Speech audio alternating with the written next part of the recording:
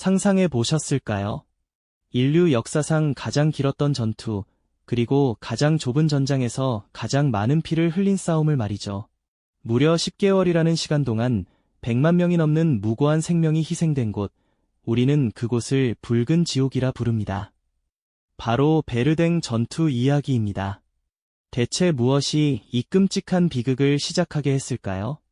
그리고 이 전투는 우리에게 어떤 상처와 교훈을 남겼을까요? 오늘 우리는 1차 세계대전의 한복판에서 벌어진 이 잔혹한 드라마를 통해 우리가 발딛고 선 이 평화가 얼마나 소중한지, 그리고 그 평화를 지키기 위해 무엇을 기억해야 하는지 함께 되새겨보고자 합니다. 단순히 과거의 참혹한 기록이 아니라 현재를 살아가는 우리에게 던지는 준엄한 경고이자 깨달음의 시간이 될 것입니다. 1914년 시작된 1차 세계대전은 유럽 대륙을 거대한 혼란 속으로 몰아넣었습니다. 서부 전선은 끝없이 이어지는 참호 속에서 병사들이 서로를 마주한 채 한치의 땅도 양보하지 않는 교착 상태에 빠져 있었죠. 수십만 명의 젊은이들이 진흙탕 속에서 쓰러져 갔지만 어느 쪽도 결정적인 승리를 거두지 못하고 지루한 소모전만 계속되고 있었습니다. 독일 최고사령부는 이 지긋지긋한 상황을 타개할 새로운 전략을 고민했습니다. 그들이 내린 결론은 바로 출혈작전, 즉 프랑스군을 특정 전선으로 유인하여 막대한 인명피해를 입히고 결국에는 전의를 상실하게 만드는 잔혹한 계획이었습니다. 독일군이 이 출혈작전의 목표 지점으로 낙점한 곳은 다름 아닌 프랑스의 심장부, 베르댕이었습니다. 왜 하필 베르댕이었을까요? 베르댕은 프랑스 동북부에 위치한 유서 깊은 요새 도시였습니다. 이곳은 고대 로마 시대부터 전략적 요충지로 평가받으며 프랑스인들에게는 단순히 국경 너머의 도시가 아닌 국가적 자존심과 역사의 상징과도 같은 존재였습니다. 프랑스군의 입장에서는 베르댕을 잃는다는 것은 상상할 수 없는 치욕이었죠. 독일군은 바로 이 점을 파고들었습니다.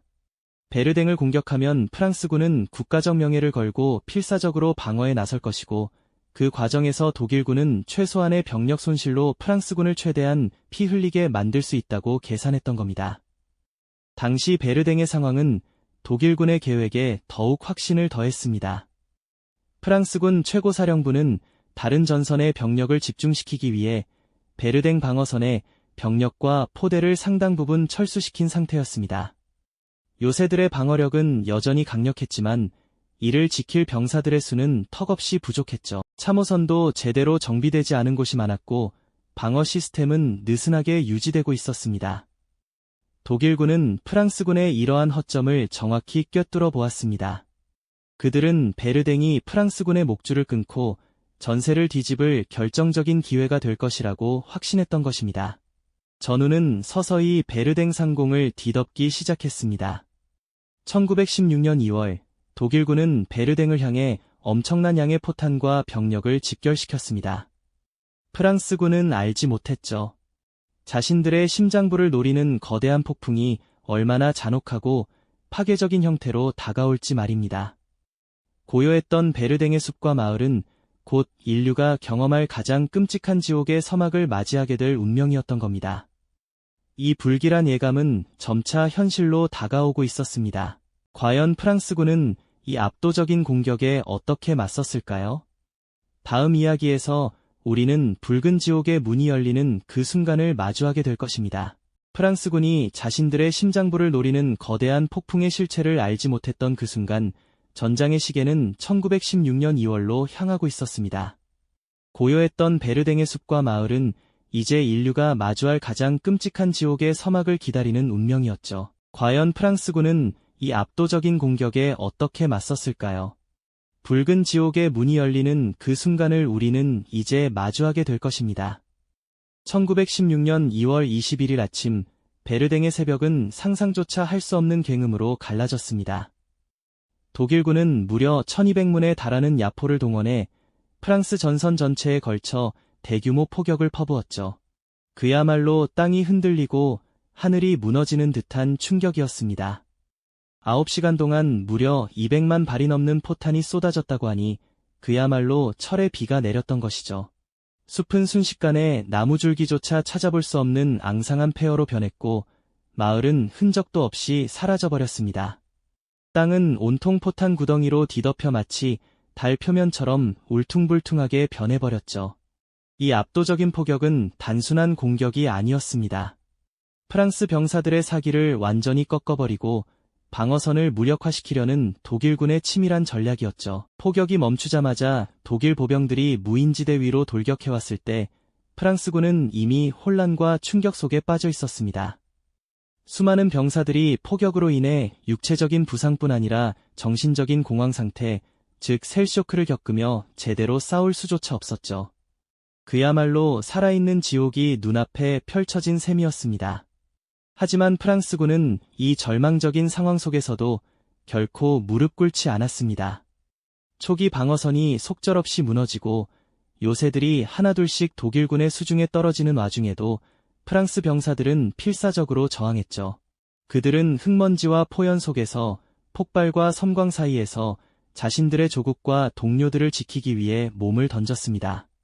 한때 독일군에 함락되었던 두오목 요새를 되찾기 위한 처절한 공방전은 프랑스군의 강인한 투지를 상징적으로 보여주는 예라고 할 수 있습니다. 이러한 필사적인 방어는 단순히 병사들의 희생만으로 이루어진 것이 아니었습니다. 베르댕 전투 초기에 프랑스군은 보급로 문제로 심각한 위기에 처했죠. 주요 철도망이 독일군에게 끊기거나 파괴되면서 베르댕으로 향하는 유일한 보급로는 바르르디크에서 베르댕까지 이어지는 단 하나의 도로뿐이었습니다. 이 도로는 폭이 좁고 상태도 좋지 않았지만 프랑스군은 이 길을 통해 병력과 물자를 끊임없이 수송해야만 했습니다.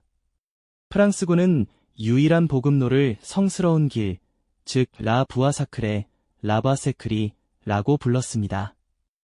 이 길은 베르댕 전투의 상징이자 프랑스군의 생명줄이 되었죠. 매일같이 수천 대의 트럭들이 이 길을 오가며 탄약과 식량, 그리고 새로운 병사들을 베르댕으로 실어 날랐습니다. 길을 유지하기 위해 수많은 공병들이 밤낮없이 일했고 고장난 차량은 즉시 도로 밖으로 밀어내며 교통 흐름을 유지했습니다. 이 길을 통해 무려 200만 명의 병력과 20만 톤이 넘는 보급품이 베르댕으로 향했다고 하니 그야말로 기적같은 보급 작전이었다고 말할 수 있을 겁니다. 하지만 이러한 필사적인 노력에도 불구하고 전투는 시작부터 양측에 엄청난 피해를 안겨주었습니다. 초기에 격렬한 공방전이 지나자 전선은 점차 고착화되기 시작했습니다. 양측 모두 결정적인 돌파구를 찾지 못한 채 서로를 향해 포탄을 퍼붓고 참호를 파고 들어가 한 뼘의 땅이라도 더 차지하기 위해 피를 흘리는 형태로 변모했던 것이죠. 베르댕은 그렇게 참호전과 소모전의 전형적인 모습을 보여주기 시작했습니다. 병사들은 진흙과 시체, 그리고 끊임없이 터지는 포탄 속에서 삶과 죽음의 경계를 오가야 했습니다. 상대방을 섬멸하기보다는 상대를 지치게 하고 더 많은 피를 흘리게 하여 전쟁을 끝내려는 잔혹한 전략이 전장의 주된 흐름이 되었던 겁니다. 이 무의미하고 처절한 싸움은 앞으로 10개월간 이어지며 인류 역사상 가장 잔혹한 기록을 남기게 될 것이었습니다. 베르댕은 이제 단순한 요새 도시가 아니라 인간의 광기가 빚어낸 거대한 도살장으로 변해가고 있었던 것이죠. 이 붉은 지옥은 과연 어디까지 인간성을 파괴할 수 있을까요? 이 무자비한 전쟁의 소용돌이 속에서 인간성은 한없이 무너져 내렸습니다. 베르댕 전투는 그야말로 인류가 경험할 수 있는 가장 극한의 고통과 절망을 병사들에게 안겨주었죠. 10개월이라는 기나긴 시간 동안 이 좁디좁은 전장에서는 상상을 초월하는 인명피해가 끊이지 않았습니다. 매일같이 쏟아지는 포탄은 땅을 깊게 파헤쳐 거대한 구덩이들을 만들었고 병사들은 그 흙구덩이 속에서 살아남기 위해 발버둥 쳐야만 했습니다. 마치 짐승처럼 웅크린 채 죽음의 그림자를 피해야 했죠. 이 끔찍한 환경 속에서 병사들이 마주한 것은 비단 포탄만이 아니었습니다. 지독한 가스 공격은 또 다른 형태의 공포였죠. 짙은 녹색 연기가 바람을 타고 전장을 덮치면 병사들은 허둥지둥 가스 마스크를 착용했습니다. 하지만 완벽하지 않은 마스크는 곧잘 틈을 내어 독가스를 스며들게 했고 폐를 찢는 듯한 고통과 함께 서서히 죽음으로 내몰았습니다.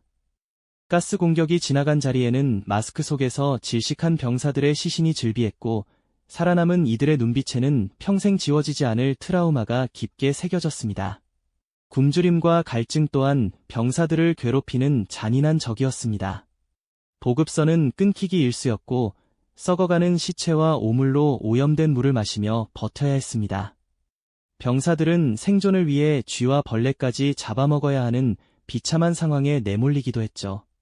인간의 존엄성은 온데간데 없이 사라지고 오직 살아남기 위한 본능만이 남은 곳이 바로 베르댕의 전장이었습니다. 육체의 고통은 차라리 나았을지도 모릅니다. 병사들의 영혼을 좀먹어 들어간 것은 바로 셀쇼크, 즉 포탄 충격 증후군이었습니다.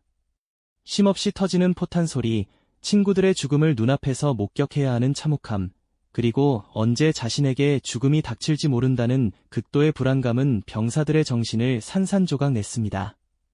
멀쩡했던 병사들이 아무런 이유 없이 떨거나 멍하니 허공을 응시하거나 심지어는 말도 잊어버린 채 유아처럼 퇴행하는 끔찍한 증상을 보이기도 했습니다.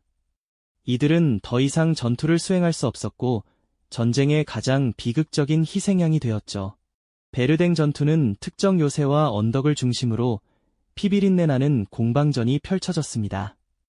그 중에서도 프랑스군의 핵심 방어선이었던 두오몽 요새와 모르옴무 언덕은 말 그대로 피로 물든 격전지였습니다. 두오몽 요새는 처음 독일군에게 너무나도 허무하게 함락되었지만 프랑스군은 이곳을 되찾기 위해 엄청난 희생을 감수했습니다. 수십만 발의 포탄이 요새를 뒤덮었고 요새 안팎에서는 병사들의 처절한 백병전이 끊이지 않았죠. 요새를 둘러싼 좁은 참호 속에서는 시신이 산처럼 쌓여갔고 발 디딜 틈조차 없었습니다. 병사들은 죽은 전우들의 시신을 밟고 싸워야 하는 지옥 같은 현실에 직면했습니다. 한편 죽은 자의 언덕이라는 뜻을 가진 모르옴무 언덕에서는 이름 그대로 수많은 병사들이 쓰러져 갔습니다. 전략적으로 중요한 고지였기에 양측은 이곳을 차지하기 위해 끝없는 공격과 방어를 반복했습니다. 언덕의 정상은 수천의 시체로 뒤덮여 흙과 피가 뒤섞인 끔찍한 형상으로 변해버렸죠. 이처럼 베르댕의 전장은 살아있는 사람들을 위한 곳이 아니었습니다. 이곳은 오직 죽음과 파괴만이 지배하는 거대한 도살장이었고 병사들은 이 끔찍한 지옥 속에서 인간으로서의 존엄성을 잃어갔습니다.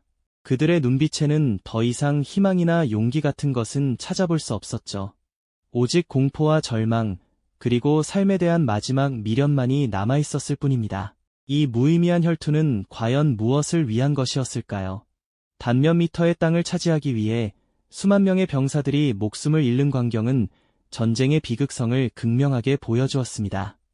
베르댕은 단순히 한 전투의 이름이 아니라 인간의 광기와 잔혹함이 만들어낸 거대한 비극의 상징으로 역사에 기록되고 말았습니다. 이 피해 대가는 과연 무엇으로 보상받을 수 있을까요? 그 무의미한 혈투는 과연 무엇을 위한 것이었을까요? 단 몇 미터의 땅을 차지하기 위해 수만 명의 병사들이 목숨을 잃는 광경은 전쟁의 비극성을 극명하게 보여주었습니다. 베르댕은 단순히 한 전투의 이름이 아니라 인간의 광기와 잔혹함이 만들어낸 거대한 비극의 상징으로 역사에 기록되고 말았습니다. 이 피해 대가는 과연 무엇으로 보상받을 수 있을까요? 안타깝게도 그 어떤 것으로도 보상받을 수 없는 허무함과 셀 수 없는 상처만이 남았을 뿐입니다. 무려 10개월이라는 길고 긴 시간 동안 이어졌던 베르댕의 피비린내 나는 혈투는 마침내 1916년 12월 그 막을 내렸습니다. 양측은 그야말로 상상조차 할 수 없는 엄청난 인명피해를 고스란히 떠안아야 했죠. 전략적인 이득은 거의 없었지만 프랑스와 독일은 각각 30만 명이 넘는 병사들을 잃는 참담한 대가를 치러야 했습니다. 이 숫자는 단순히 통계표 위에 적힌 숫자가 아닙니다. 수많은 가족의 눈물과 비명, 그리고 영원히 아물지 않을 고통의 흔적을 의미하는 것이죠. 베르댕의 전장을 밟았던 병사들은 설령 살아남았다 해도 이전의 삶으로 돌아갈 수 없었습니다.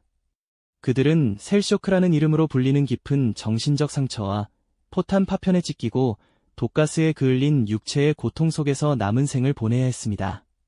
텅 빈 눈빛으로 허공을 응시하는 생존자들의 모습은 전쟁이 인간에게 얼마나 깊은 상흔을 남기는지 적나라하게 보여주는 증거였죠. 베르댕은 단순히 하나의 전투를 넘어 1차 세계대전의 무의미하고 잔혹한 소모전의 대명사이자 인류가 스스로 파놓은 거대한 무덤과 같은 곳으로 기억되게 됩니다. 전투가 끝난 후에도 베르댕 지역은 오랫동안 붉은 지대, 존 루지로 불리며 접근이 금지되었습니다. 포탄으로 뒤집힌 땅은 독가스와 폭발물로 오염되어 식물조차 제대로 자랄 수 없었죠.